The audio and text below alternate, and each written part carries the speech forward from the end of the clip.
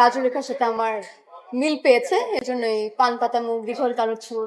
কাজল রেখা সিনেমায় জুটিবদ্ধ হয়েছেন শরীফুল রাজ ও মন্দিরা চক্রবর্তী।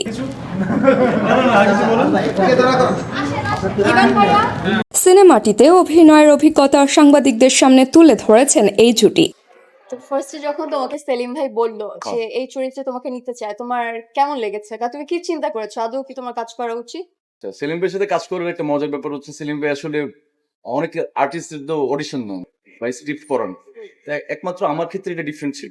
সাক্ষাৎকারে নির্মাতা গিয়াসউদ্দিন সেলিমের সঙ্গে কাজের অভিজ্ঞতাও বলেছেন তারা। মন্দিরা বলেন, কাজল রেখার সাথে আমার মিল পেয়েছে, এজন্যই পান পাতা মুখ দীঘল কালো চুল। আমি সেলিম ভাইয়ের সঙ্গে একটা প্রজেক্ট করেছিলাম, তারপর কাজল রেখার সঙ্গে আমার মিল খুঁজে পেয়েছেন তিনি। সেলিম ভাইয়ের সবকিছুই ভালো, শুধু রেগে গেলে কেমন কেমন করেন। কারণ সেলিম ভাই সবকিছুই ভালো, রেগে গেলে মনে হয় একটু কেমন কেমন করে। রেগে গেলে তো সবার অবস্থা আমাদের কি হয়।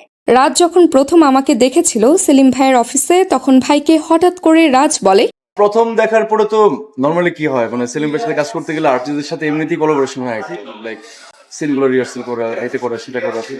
আমরা প্রথম থেকেই আসলে আমরা আসলে এত ইনটু দ্য জোনে ছিলাম যে আসলে এটাকে আমরা জাস্টিফাই করতে পারবো কিনা, এটাই টেনশন ছিল আমারও। সেম, এটা কি জাস্টিস করতে পারবো বা এটা কি আসলে আমরা ওই জায়গায় দেখতে পারবো, আমি কি আমার ক্যারেক্টারকে আসলে প্লে করতে পারবো ঠিকঠাক, এই নার্ভাসনেস কাজ করে সেলিম ভাইয়ের সাথে কাজ করে।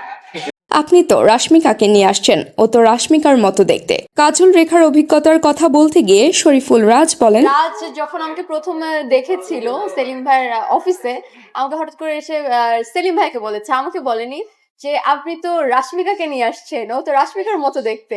সেলিম ভাইয়ের সঙ্গে কাজ করার একটি মজার ব্যাপার হচ্ছে শিল্পীদের অডিশন নেন তিনি, স্ক্রিপ্ট পড়ান। একমাত্র আমার ক্ষেত্রে ব্যতিক্রম ছিল, উনি আমার অডিশনও নেননি, আমাকে স্ক্রিপ্টও পড়তে দেননি। আচ্ছা, সেলিম ভাইয়ের সাথে কাজ করার একটা মজার ব্যাপার হচ্ছে, সেলিম ভাই আসলে অনেক আর্টিস্টদের তো অডিশন নেন বা স্ক্রিপ্ট পড়ান, একমাত্র আমার ক্ষেত্রে এটা ডিফারেন্ট ছিল। উনি আমার অডিশনও নেননি, উনি আমাকে স্ক্রিপ্টও পড়তে দেননি।